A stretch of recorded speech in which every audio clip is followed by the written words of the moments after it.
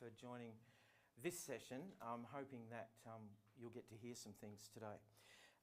The Music 2 composition, I always found the question that most people ask is, how do I fit all of the conceptual ideas in terms of the concepts of music and represent them to show through my work how I'm doing that within 2 minutes. Or if you're doing an extension, a composition or an elective Music 2 composition, you do get slightly longer to show those things. So development of your ideas is first and foremost really in the whole process. All right, now as I said this morning, there's a heap of resources in there for you to look at, to use as templates, to use as ideas. But you know, you will come up with your own ideas once you get the composition process started. It's something that you can't leave to the last minute either. And I know that many teachers stress over their students not doing work on their composition because they've got assessments from other subjects, and they find it, they may find it quite difficult to spend time working on their stuff. All right.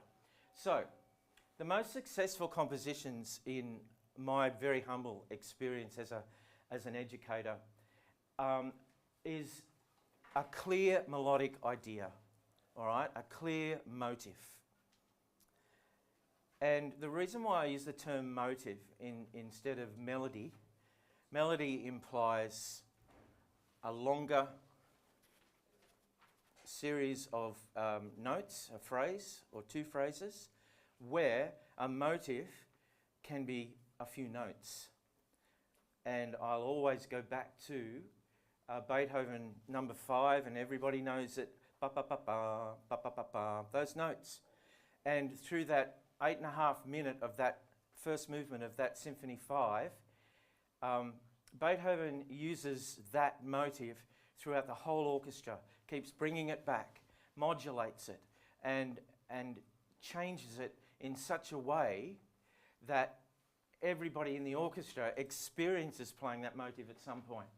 All right? So that idea needs to be developed throughout your piece. Shape and variation. Don't just have, you know, a lot of pop songs these days have a lot of repetitive notes. If you buy the sheet music and you're looking at that, you can see that a lot of the melodic notes are very repetitive. Now, there's nothing wrong with that, but as long as you've got something happening that underneath that, in the way of accompaniment, then you can also show your use of how you're supporting that melody, even though it may be a bit repetitious, within that piece. All right, the contour is so important. It gives you melody shape or your motive shape, and it also, you can use the motive across the registers as well. So where it starts in one melodic idea in a certain range, say, well, as in that example, the Beethoven 5, it starts on a G, and then the next one, a few bars later, goes ba-ba-ba-bum-bum-bum. So same motive, yeah? And I know that that's a fantastic piece to listen to get an idea of how motives are used. There are lots of other examples too, where melodies are used. Ravel's Bolero, for example. That's just the tune played over and over again, but adding instrumental layers on top of the original idea. All right, so registers and range, don't be afraid to explore those as well. Whoops, what are we doing? Where are we? Okay, now, fingers crossed, we should be able to hear this one. This was composed by one of our violinists from quite a few years ago, when she visited China, and she really thought about these ideas about these bicycles in Beijing. If anybody's ever been to China and Beijing, you'll know about the number of bicycles, and in many other countries around the world too. So Bree wrote this for 2 violins and cello, all right, using the techniques of the string instruments, pizzicato and as opposed to arco. Lots of accents. Let's see if I can get this to, okay, no, it's not going to work either. All right, I always come prepared with a plan B. I have a flash drive. So let's have a look at that and see if it'll accept my flash drive. Okay, where's our, sorry, can I see for a sec? So the videos were, these are just straight videos.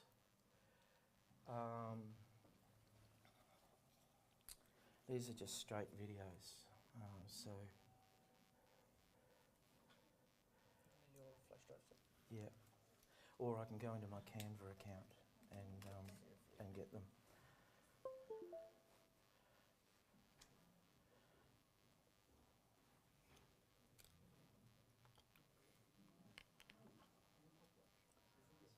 It's the top one, Final Music 2.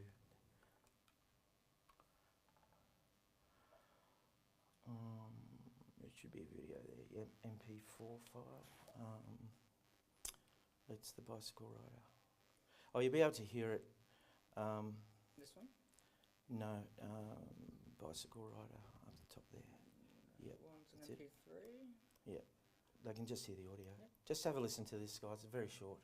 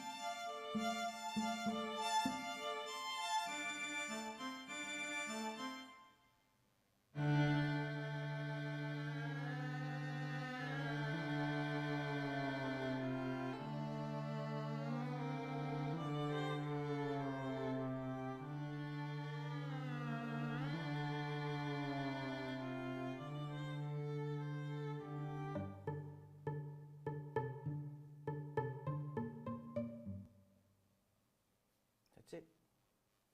Okay, so as you can see, it's not over the top with degree of difficulty, and it doesn't have to be hard.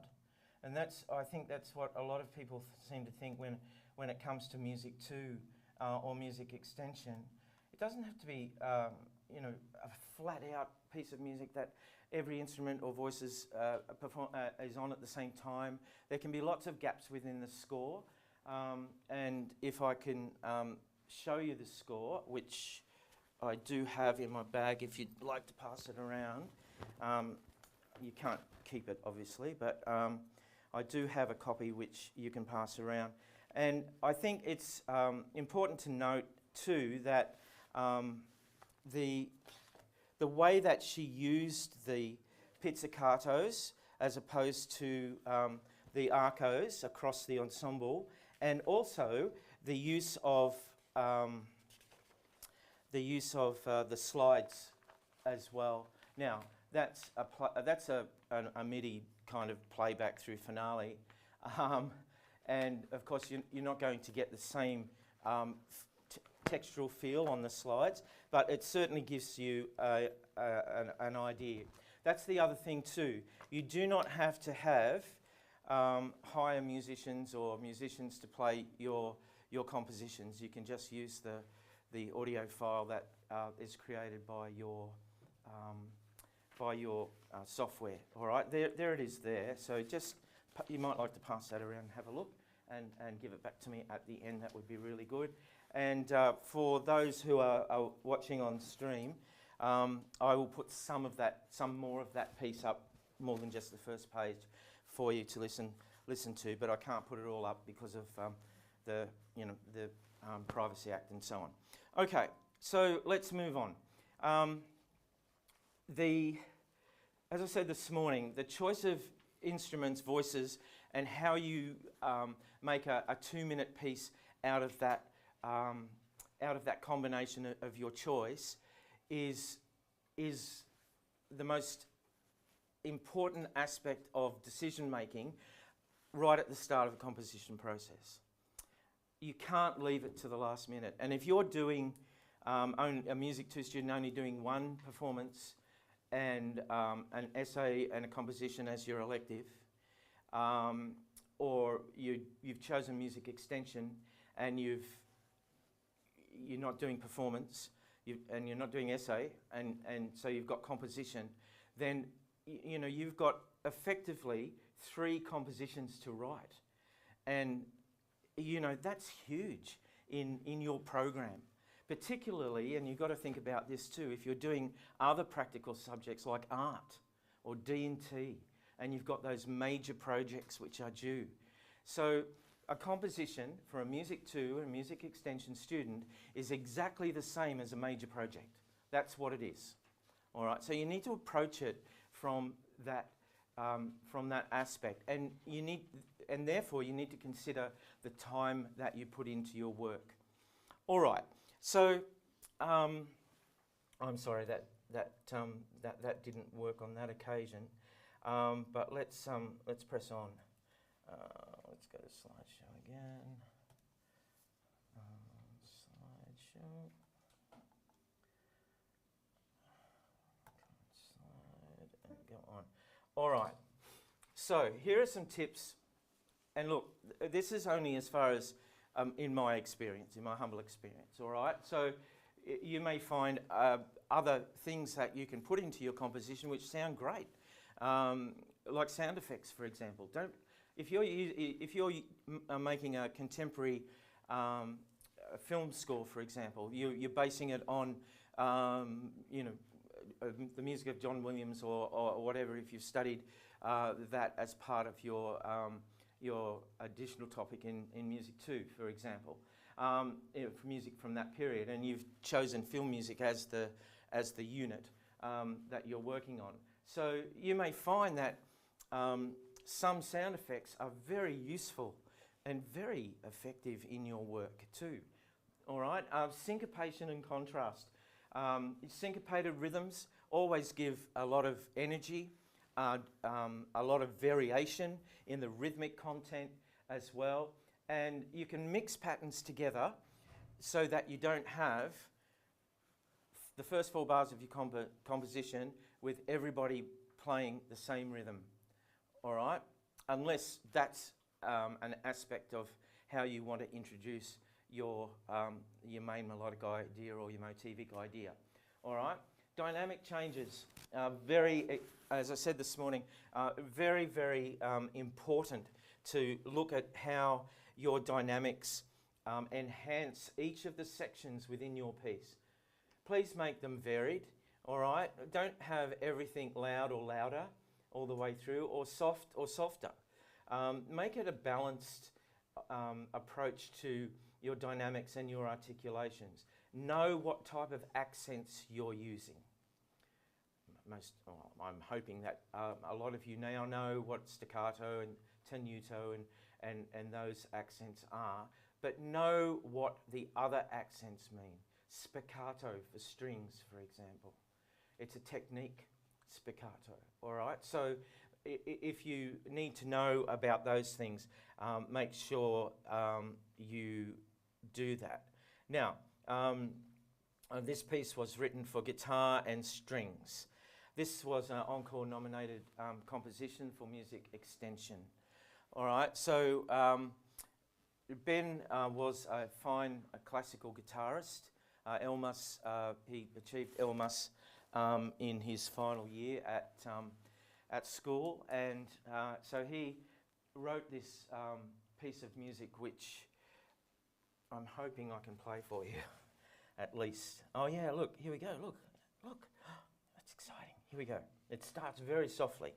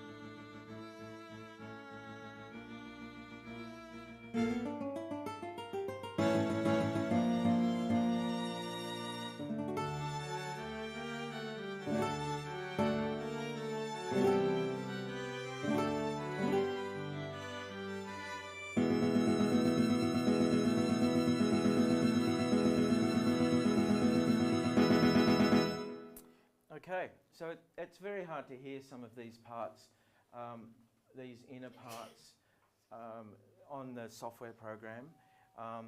It's often better to try and get the live performances if you can, but I know that's not always possible, and it's determined by budget and all sorts of things too. All right, so as you can see, a variety of techniques are used there. If I may just backtrack just a little. Things like, techniques like hemiola. Does anybody know what a hemiola is?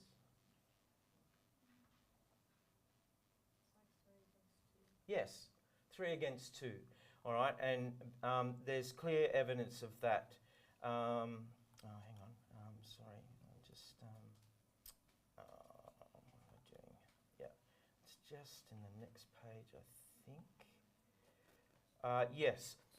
So we're in 6/8 time here, as indicated by the 6 quavers grouped in 2 groups of 3 in this bar. But yet over here we've got 3 crotchets. All right. So these bars here, there are bars earlier on where there are dotted minims against these 3 crotchets. So that creates a bit of a pull against the 6/8. 1, 2, 3, 4, 5, 6, 1, 2, 3, 4, 5, 6, or 1, 2, 1, 2, ya, da, da, da. It kind of sounds like a triplet, but it's not quite that. All right? So you get this different rhythmical ideas within those parts pulling against one another, yet sound really musical together. All right, let's go on. No, I want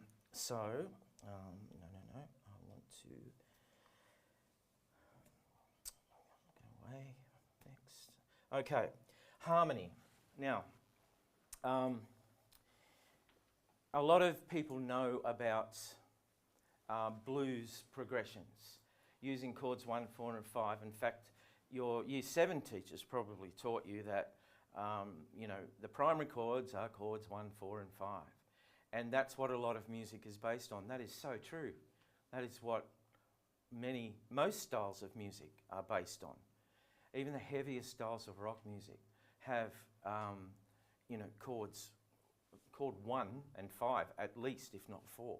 All right. So these 3 primary chords are really, really important. But there are other chords that you can pull into your work as well when you're creating a harmonic progression to base your work on. And can I just add at this point, a lot of people think about writing the motivic idea first, and they like that.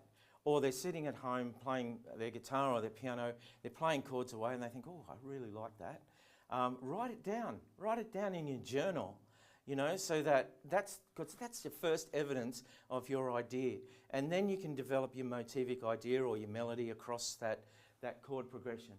So here's a regular chord progression, 1, 4, 5, 1. All right, and I hope you're all understanding what I'm talking about when I say 1, 4, 5, 1. They are the primary chords. But there are also secondary chords as well that are minor, that are diminished chords that can really make a significant difference to your harmonic progression. Now, I'm not talking about melody here. I'm talking about the harmonic progression. If I had a keyboard here, I'd show you. But I can't get away from the stream. But adding chord 2, if you're in G major, for example, chord 2 is A minor. So that gives you a significant variation in the tonality right there and then.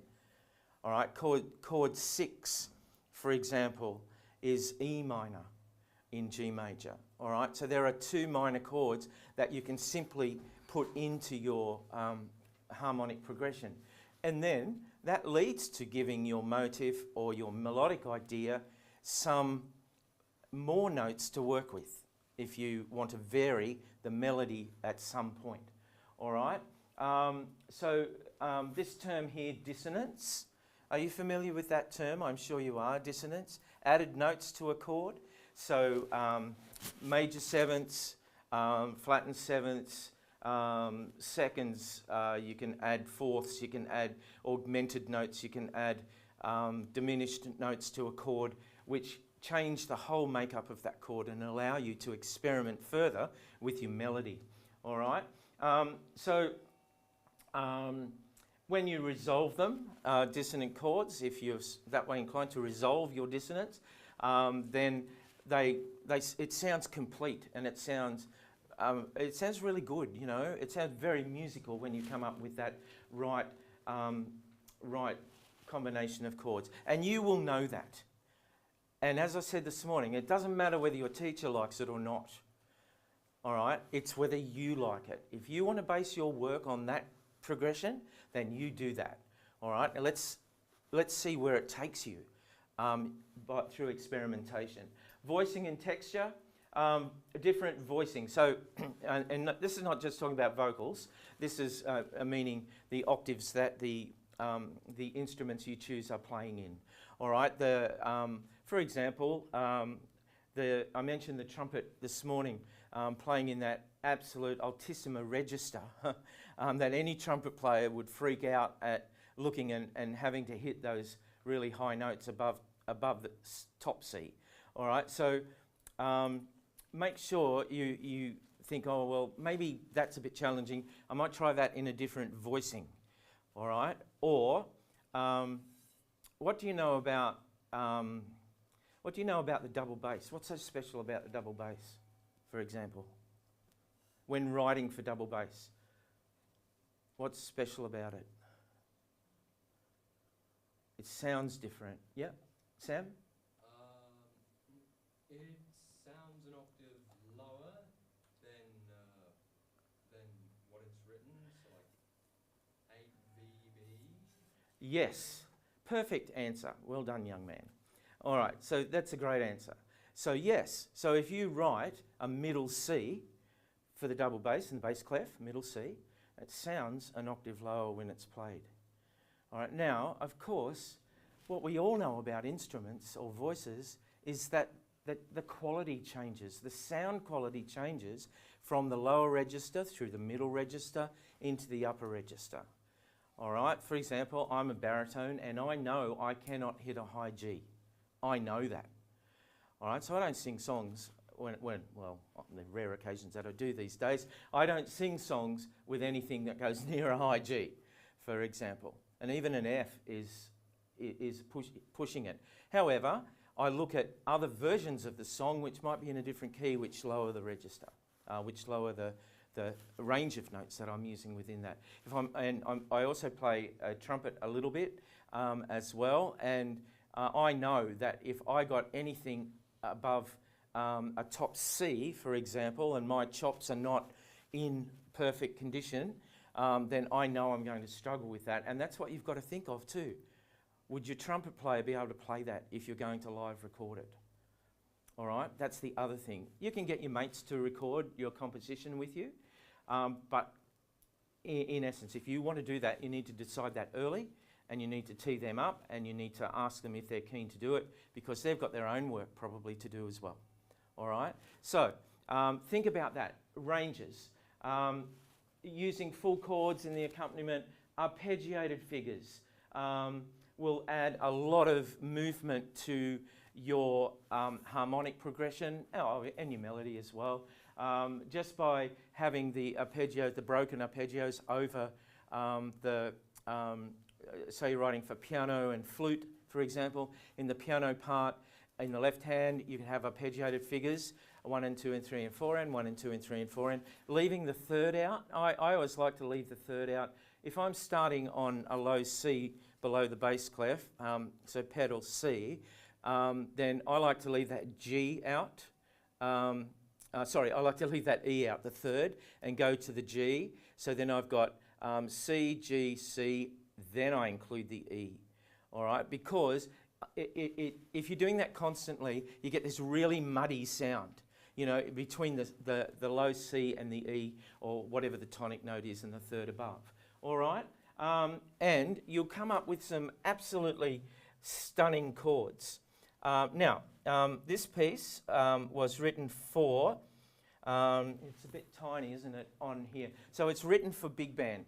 A couple of trumpets, trombone, alto, tenor sax, baritone sax, guitar, electric piano, a couple of percussion along with the drum kit. We've got claves, and we've got some congas, I think, along that line as well, and bass guitar.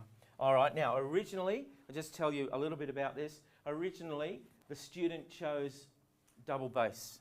Now, I didn't like that. I didn't like double bass in there. Why do you think I didn't like it? Any ideas? It's because of the combination of instruments he's chosen above that. All right, so I just changed the double bass or bass guitar. All right, that's because in a big band, you've got your drums and you've got your rhythm section. Your piano, your bass, your drums are your rhythm section. They're the section that are driving most of the piece most of the time. And you couldn't hear the double bass part Now, I remember telling this student, no, sorry, I didn't tell him, I advised him to change it to a bass guitar, but he left it, and that was fine. That was his decision. All right, so at the end of the day, whatever you choose is your decision. All right, so here we go. Let's see what happens here.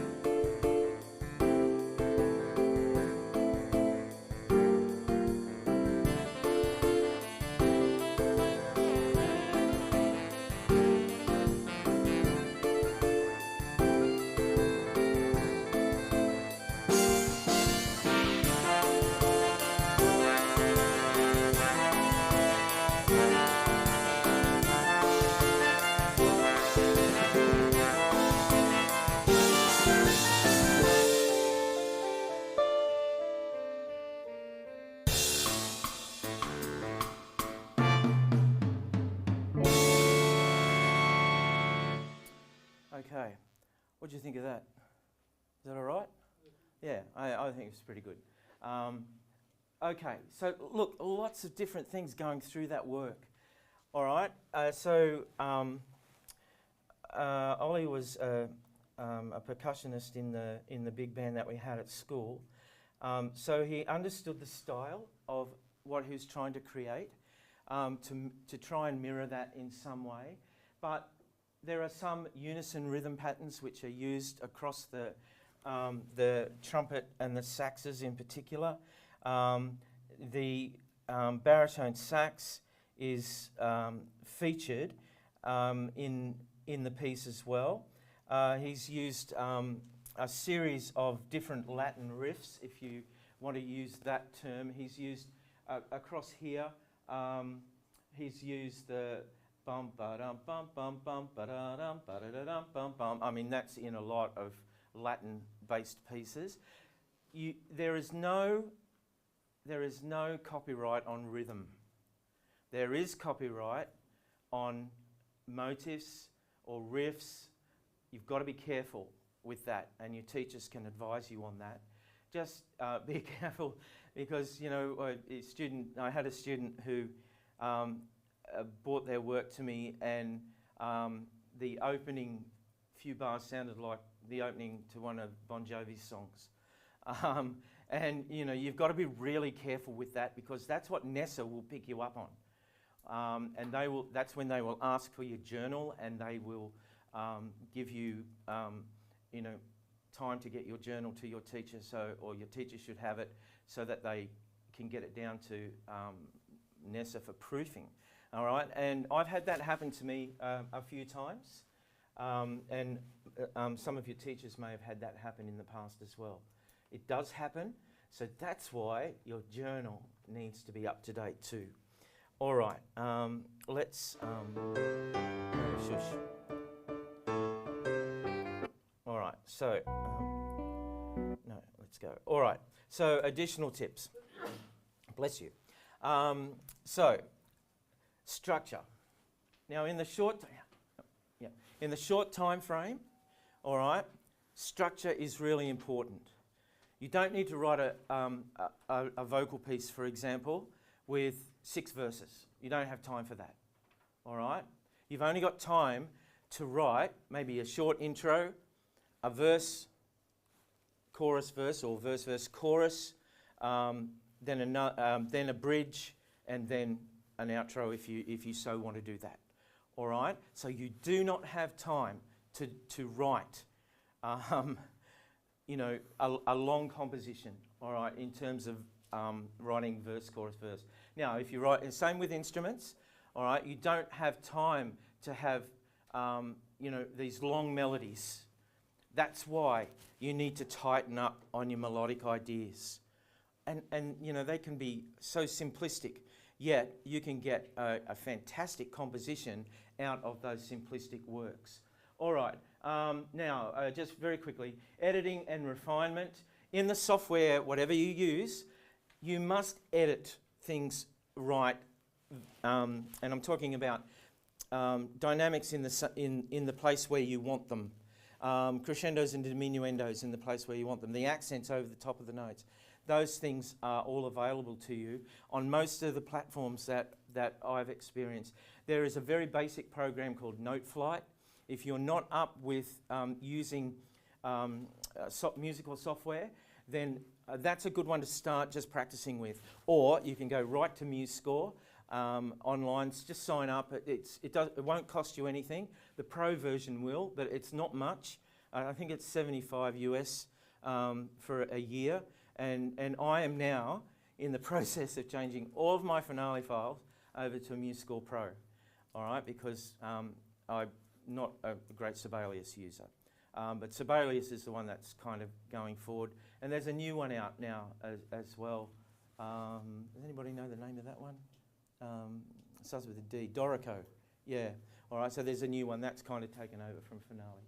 All right, now, transitions, making sure they're all smooth and harmonically correct. They sound good, so one section flows into another, and so on.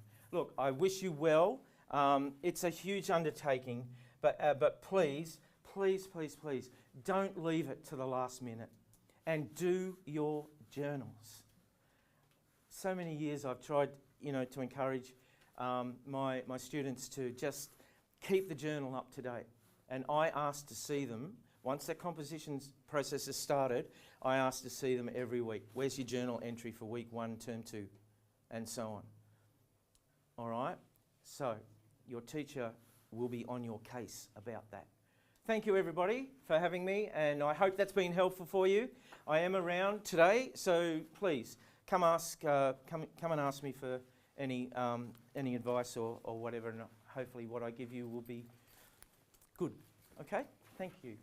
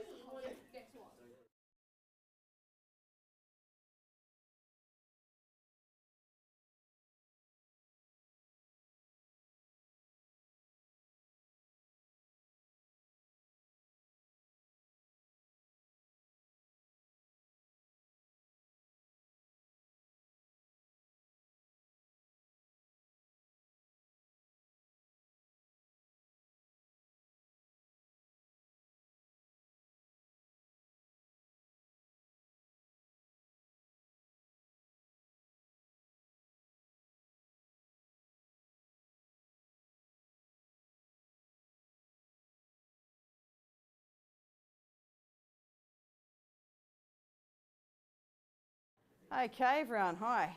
My name's Sarah Reeve, and I'm head teacher music at HSPA. And I've just been down there doing the Music 1 aural skills and madly run up here. So sorry for the delay getting ready, but let's launch in because 30 minutes goes really fast. So let's jump on in. Musicology and aural skills. The first thing I want to say to you is this is stuff that you can learn and practice and get better at. So you don't have to think, I'm not good at that and I'm going to just lose some marks at that. That is totally the wrong attitude. The attitude is anyone can learn how to do this. It's not rocket science. It's not brain surgery. It is hard. So you put in the effort and you do lots of practice and you will get better at it. And everybody can achieve at it. So I'm going to, the notes I've given you in the booklet are pretty extensive, whole heap of different things. We're not going to be able to touch on loads of that. I'm just going to touch on some things that I really think are important and focus on things I think can help you. So super fast, the first couple of things is reading time. Reading time is a notorious waste of time for an awful lot of people in an awful lot of exams. So they read through the questions in 2 seconds and they sit there and do nothing and twiddle their thumbs. For you, reading time is vital because reading time for you means you can look at your scores and you can plan your essay. You walk in the door for your final exam and you know what you've studied. You've been practicing your quotes and whatever, ready for that essay, but you don't know what the question is. And if you get a question that's got a piece of music you're going to compare to, you can't do an awful lot of planning till you hear that piece of music. But if you get a question that doesn't, that just says, talk about 2 pieces of yours that you've studied, that reading time becomes plan my essay time. The only thing is you can't write at all. And people forget that because they have a pen sitting on their desk in front of them. So it's really tempting to pick that pen up and start jotting down a few notes. But you absolutely can't write. And if you accidentally pick up the pen and write a few notes, your invigilators can give you 0 and kick you out of the exam. So don't do it. Make sure you don't write at all in the reading time. That's just your first bit of reading time though. Throughout your exam after that initial reading time, throughout your exam, you get other little bits of reading time where you get to 1 minute to look at the score for familiarisation. Is one of the classic lines that they say. In that time, you absolutely can write. So in that time, you can pick up your pen, you can circle things on the score, highlight things on the score, all sorts of little quick markings of things you find in that score you can write down. But just remember, the score won't get marked. So don't write any answer. Just circle, highlight things that you're going to come back to later. But don't actually think they will look at it and mark it. They won't. They will not look at whatever you've written on the score. So use your reading time and your score reading time wisely. Then the first lot of questions you get are usually the short answer questions worth 1-2 marks. Those ones are a whole heap of general knowledge, general skills, identify a chord and an inversion or say what that symbol means on the score, that kind of stuff. That sort of thing you have to prepare for ongoing constantly. So every time you're looking at a score with your teachers, when there's a symbol you don't understand, make sure you make a note of it. I would set up a little vocab of groovy terms, words, symbols, stuff that you are going to need. And every time you learn a new one, you put it in there. You don't write the ones you've known forever. You don't need to have a list that says F means forte. You've known that since you were this big. You do need a list of the things you don't know. So every time there's something new, whack it in there. And it's really cool to test each other and try and find each other different things and trick each other because you've just got to have this really broad general knowledge to be able to answer those short answer questions. The one I want to focus on is the medium length answer questions. These ones make up the biggest proportion of your marks. These are the ones that are usually 3, 4 or 5 marks worth questions. Okay? They are the ones that if you add up, you've got your essay, worth 10. You've got your melodic dictation worth 5. You probably have some short answers, maybe worth 5. But then all the middle ones will be this medium length worth 3 to 5 marks. and you want the 5 marks, you don't want the 3 marks. You want all the marks you can possibly get, okay? So that's what I want to really focus on, is how to get your big marks here. The key thing that they're looking for is that you show a depth of understanding. So that means a depth of understanding of whatever the question is, the focus, concept or whatever, but also a depth of understanding of the music, of the score. That's what they're looking for, depth. How do you show depth? You show depth by detail. So you don't give surface answers, you don't generalise, you get into as much detail as you possibly can, depth in your answers. I've got a list there of the sorts of questions that you get. So concept-specific questions are the obvious ones. Describe the use of texture, discuss duration, blah, blah, blah. One thing that can trick people is in your question, it will specify bars. So it might say, describe the use of duration, bars 1 to 22. And then you might have another question, part B, that says, discuss texture, and it might not be bars 1 to 22. It might be bars 15 to 22 or something like that.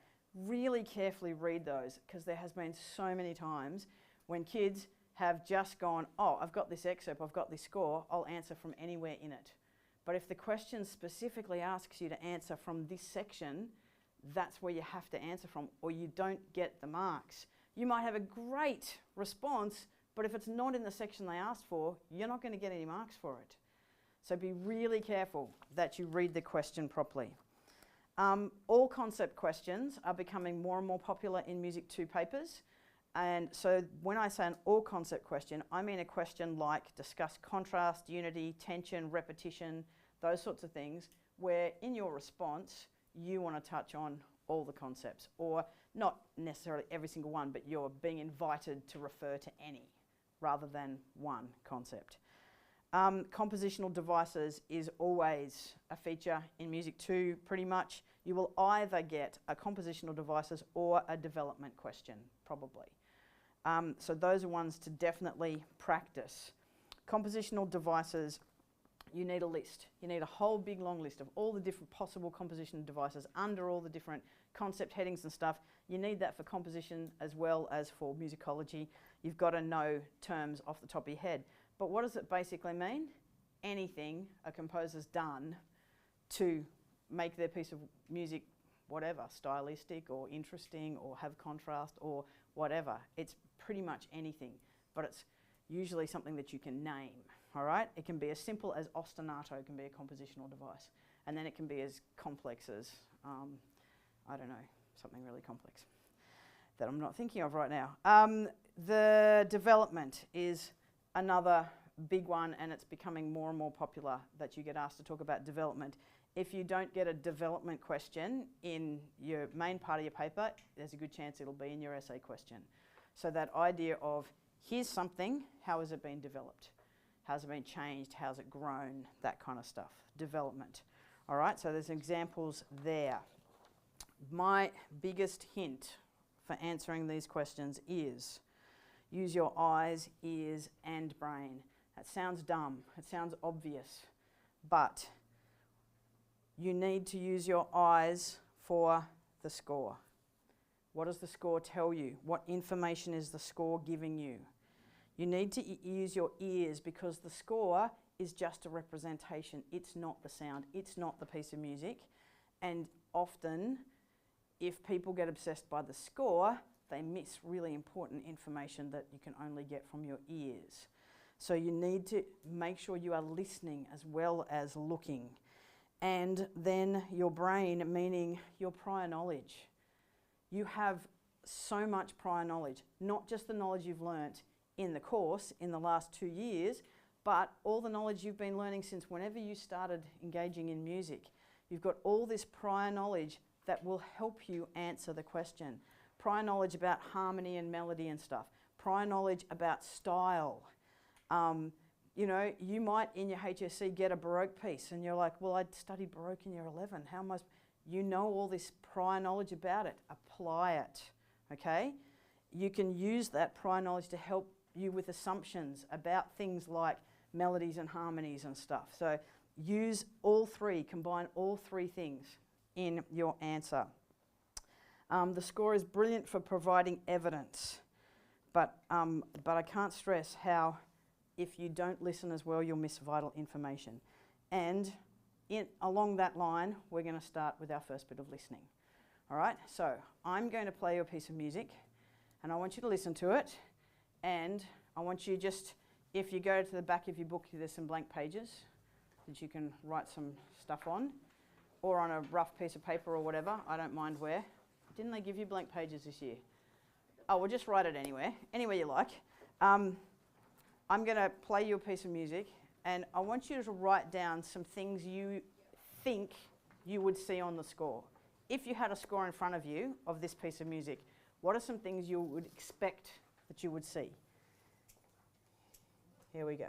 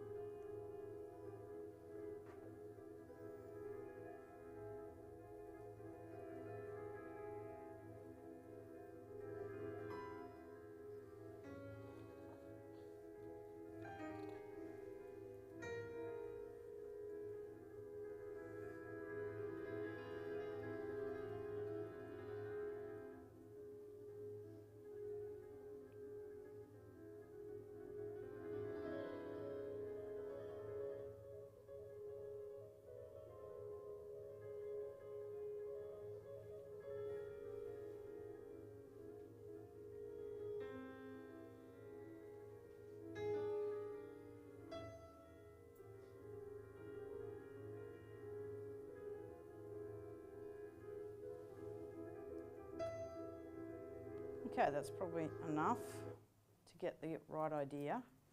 So, hit me with some answers. What are some things you jotted down? Let's just run around the room. Start here. Crescendos and decrescendos. Yep. Lots of chromatic. Yep. Accents. I don't. There was like more defined like beat. Thinking accents. Like time signature. Written indications of chords. It was like a really structure. Key signature. Like a trill, something simple. Is anyone going to say an instrument, maybe? Oh, piano, there we have. Hey! I would have thought that'd be the first thing you'd write. So when you're like looking at you're imagining what a score would look like, as soon as you hear piano, is there certain things you would expect to see on a piano score? Two hands. You'd expect to see 2 staves, 2 hands, 1 treble, 1 bass, probably, yeah. What else would you expect to see? A time signature? Maybe a key signature type thing? Maybe a tempo instruction? So there's certain things we'd expect to see, isn't there? And then there's more of the detail that you guys started telling me, is that you heard accents, so you'd want to see the accents on the page, and you heard crescendos and decrescendos, you want to see them on the page. But if you've got a little vision in your head of what you think that piece might look like, I'll just get you to have a look at what it really looks like. So quickly take one and pass it on. Pass a few back so they can start passing them in another row. It's going to be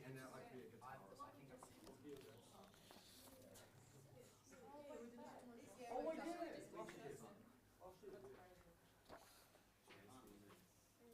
Well, do you have dynamics?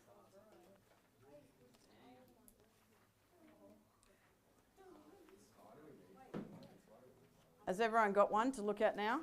There's more here if you don't. Who needs one? Ollie, take one and pass it back to those ones behind you. So now we look at this score. Is the score very much like what you naturally assumed? No, it's not. So yes, it's got a treble, but it's only got 1 stave. It doesn't have any bar lines. It doesn't have a time signature. It does have a tempo, but it doesn't have a time signature. It's got a heap, it does look like chance music more. It's got a heap of symbols that we're not sure about. It does indicate chords. Whoever said indicating chords, you can read the notes in the chord. It does indicate the chords, absolutely.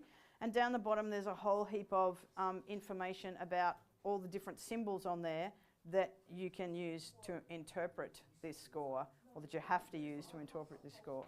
So the reason I wanted to show you this particularly is because it's an example of how sometimes the score can be distracting. Sometimes the score can be overwhelming.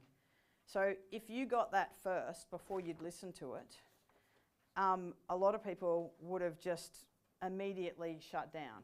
Oh, I don't know how to answer this. I don't have anything. I don't get it.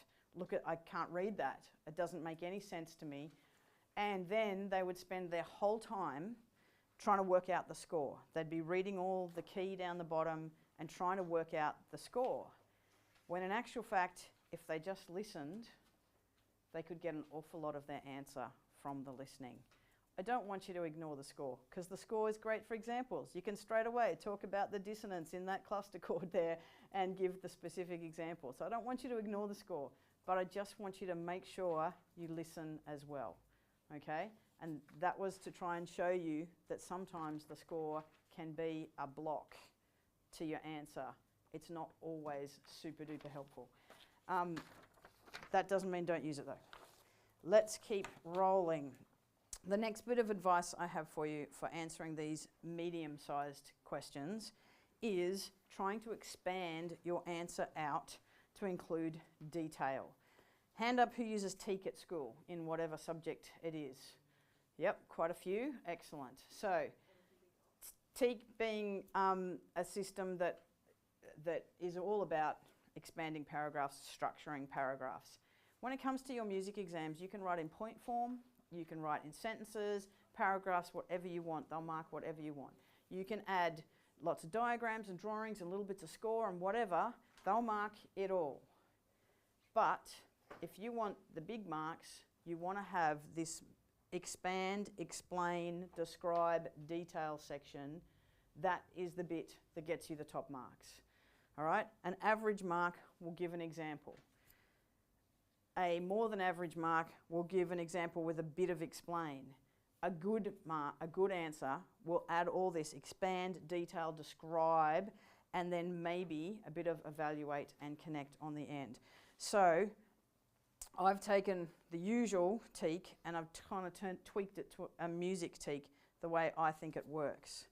So here's an example that we're going to have a look at, which is from another piece of music, and you get another score.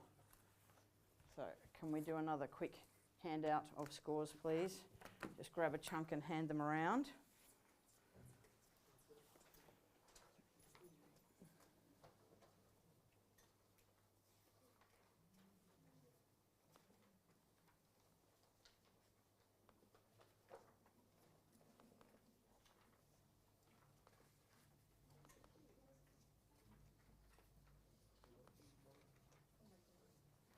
Was that loud enough before?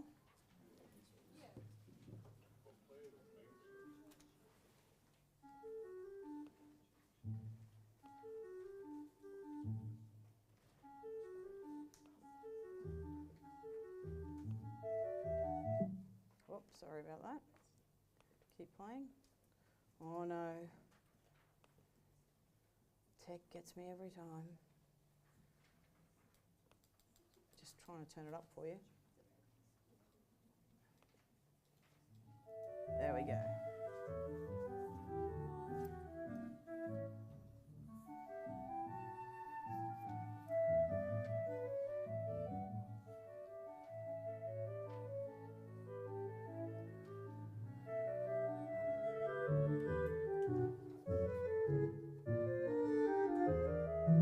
Okay, now everyone's got the score. What we're going to do is use this to give us an example of how we expand points out, okay? So, your question is, how is the motive in the clarinet part of bar 1 and 2 been developed? What do we mean by developed? Yep, changed, altered, expanded, adjusted, rearranged, something. Okay, so have a little look at your clarinet part there. And we're going to use our eyes, our ears and our brain to come up with some information about how we think this clarinet part has been developed. All right, so I'm going to play it to you again from the start.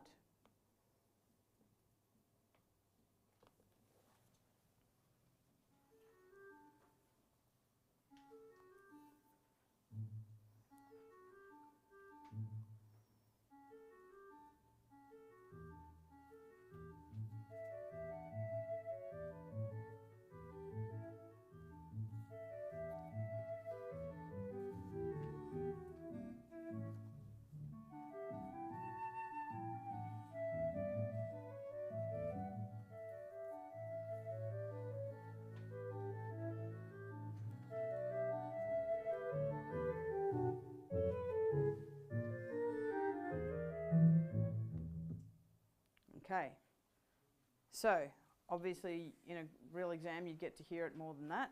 You get to hear it quite a few times, and you'd be answering a big question where you're going to try and identify lots of different ways that this motive has been developed. For today, we're just going to do one. So choose one way that you saw that motive developed, any one way you like, and then try and follow this structure. So your topic is the one method it was developed, and then your example is the bar number and the part in the score, and then you're going to try and put into words how, detail what has happened. Have a go. I'll play it to you again.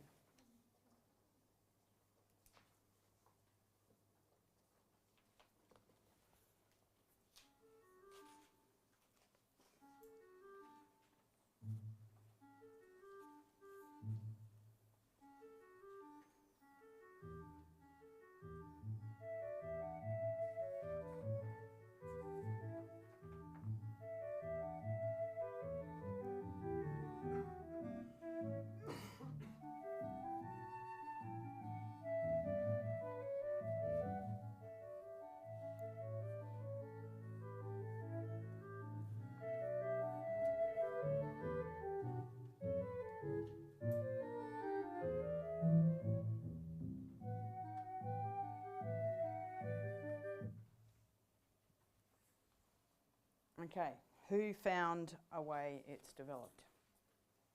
Yeah, Les. So the motif, it originally starts on the and of two, but it then moves across to starting on a quaver later on the third beat in bar 5. Great. Did anybody else get that one? So what would we call that? Well, how are we going to describe that in a simple word? Rhythmic displacement or rhythmic change, something like that. So that's going to be your topic. Your topic is one point of many that you're going to make in your answer. So there's one point you want to make. Then your specific example, Les already gave us this specific example because he said bar numbers. So you jot down your bar numbers, and then you want to expand that out into detail, explaining it. And if possible, another example. Is there another example where it's been rhythmically displaced into a different position?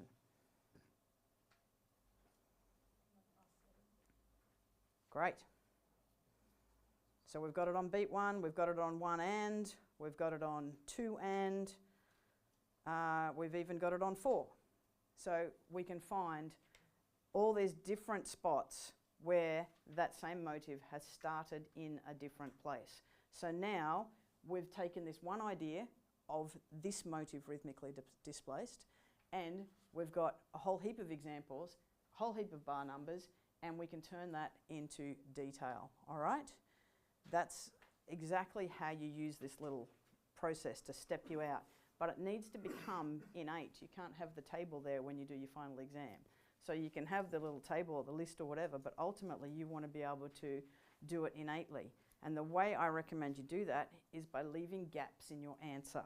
So when you first start writing down your answer, you might write that this pattern that's bar 1 is rhythmically displaced. And then you might come back and you say, by this much in this bar. And then you come back and you say, and it happens again in this bar, but now it's by this much.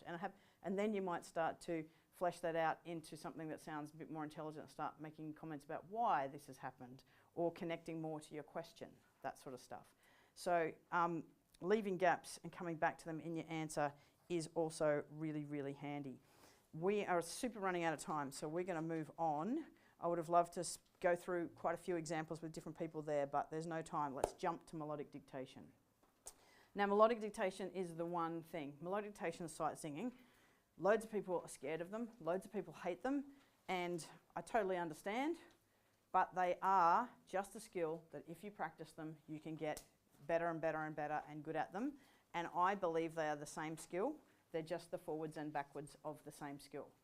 So in one, you go from a symbol to a sound, and in the other, you go from a sound to a symbol. But if you practice your intervals and all those sorts of things, you will be getting better at both of them. The more you practice one, the better you get at both of them. So it is definitely worth your time to do it, because while it's only 5 marks in your written exam, and you might go, oh, 5 marks, 5 marks is big, and it's actually 10 marks because it's your sight singing as well. So the more practice you do, the better you get at both of them. All right, so we've got an example. If you flip over the score page that I gave you before, you've got a melodic dictation, the Helios one. Turn it over, and you've got a melodic dictation on the other side. Just waiting for you, because everybody loves melodic dictation.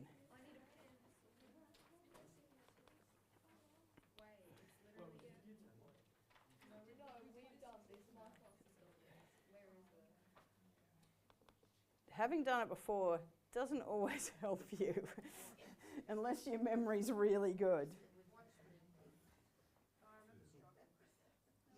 Question 2 is based on 2 excerpts from The Petit Poucet from Mother Goose Suite, composed by Maurice Ravel in 1935. Excerpt 1, bars 1 to 13, is a melody dictation. It will be played once for familiarisation. There is no score for this playing.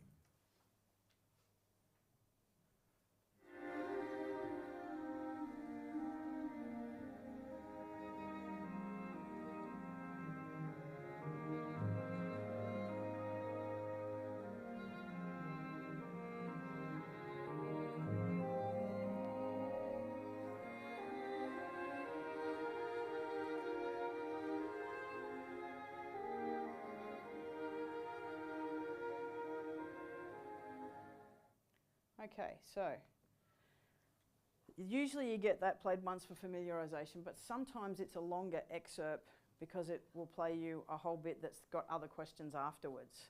So it's not always just your melodic dictation, all right? But nonetheless, when you first listen, it's really important that you don't madly start trying to write, that you just listen. Because things like the tempo and the key and the tonality and everything, you just need to listen and get some of that in your body first before you attempt to write anything down, okay? Some people are really good at melodic dictation and they can just essentially start writing it. But most people need some structures to help them, and that's what I want to give you today, is very, very quickly smash out the approach that I think works well, especially for the students who aren't amazingly naturally talented at doing this. It just gives you a scaffold on how to answer it. I've got it detailed in your notes, but I just want to show you some examples of it up here. One of the things, though, that makes a huge difference is if you can audiate. What do I mean by this term, audiate? Anyone know? Evan, have a go. Oh, sorry? Yes, absolutely. Sing in your head. If you can hear it in your head. So after a few listenings, if you've got the tune in your head, you don't just get 6 listenings. You get as many listenings as you can keep singing in your head in all your 2-minute gaps. It is the biggest advantage you can give yourself. If you restrict yourself to, I only get to hear it 6 times, you got to nail all your pitch, rhythm, everything in 6 times. If you can learn it and sing it in your head, you can keep singing it again and again and again all through those 1 minute. It also means you can pause. In your head, you can pause it on that note and go, oh, what was that interval? How did I get to that? You can sing up and down that note and work out that interval, and then you can keep going. So that power of audiation is amazing if you can work on it. And it is something you have to practice. You have to actually try it. You have to say to yourself, all right, I'm going to sing my whole piece, my whole performance piece, I'm going to sing it in my head. I know it really well. I've been practicing heaps. I know it. I'm going to sing it in my head. People who get really good at audiation can actually sing whole orchestral things in their head because it's just hearing. It's just your imagination hearing it in your head. So it's definitely a skill worth doing. All right. First listening, always, always, always just listen. Second listening, you want to start taking some notes. And I recommend in your second listening to focus on rhythm, and I recommend putting rhythm as shorthand above the stave. Okay? Also just marking, see how I've got those little lines there? Just marking the pulses can be, if you haven't got your rhythm yet, marking the pulses before it even starts can be really handy because then you can just move your pencil along and know which bar you're up to, and you might just notice something like, oh, that was the spot where the rest was. So you can just write a little R for rest, and then you know that was where the rest was. So just having those beat markings can be helpful. But the sooner you can get in some rough rhythm, the better. And in a case like this, the rhythm was tricky because it was slow and because it has ties. But other than that, it's really not that tricky because they told you the triplet. The triplet was the only really tricky bit, and they gave you that. Everything else is pretty obvious rhythms. So that should have been able to be done in your second listening. If in your second listening you can that out, fantastic. So once you have got that rhythm above, you want to start getting some pitch in. And some people just start at the beginning and they just keep adding more notes every listening. That's not a good approach.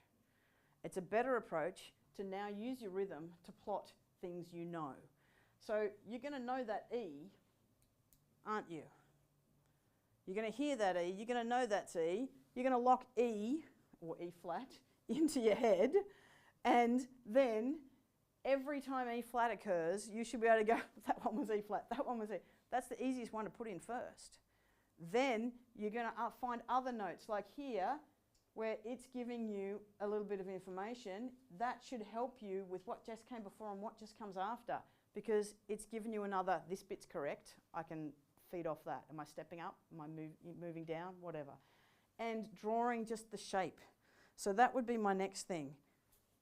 On my next listening, it would look something like this. So see, I've put some key notes in.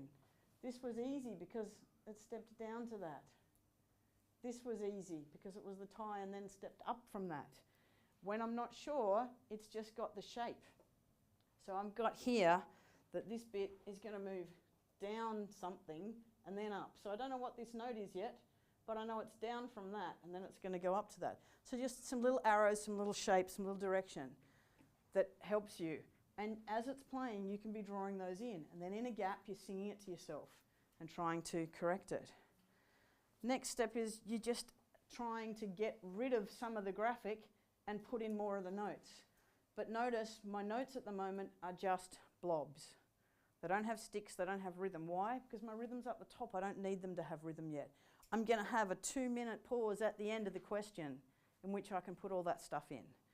So right now, I just want to be focusing on trying to find the right notes. Hopefully I got my rhythm right. Now I'm just trying to find the right notes, gradually rubbing out little bits of graphic and putting in more of the right notes. Same thing the next listening. See, it's just fleshing out more and more, getting rid of more and more pencil, little lines. It wouldn't even matter if your pencil little lines are still there, but you've got your notes on top of it. Just gradually building up the picture until eventually you want to tidy it up and have a proper answer. I would not write in my final rhythms and final thing until that last 2-minute pause. You've got nothing else to do in that 2-minute pause. So that's what you do. You tidy your score and make sure it's right. You don't have to rub out the rhythm above. You can leave that there. You just want it to be clear what your answer is. So I recommend pencil, and then in the last 2 minutes, pen. Go over everything in pen in the last 2 minutes.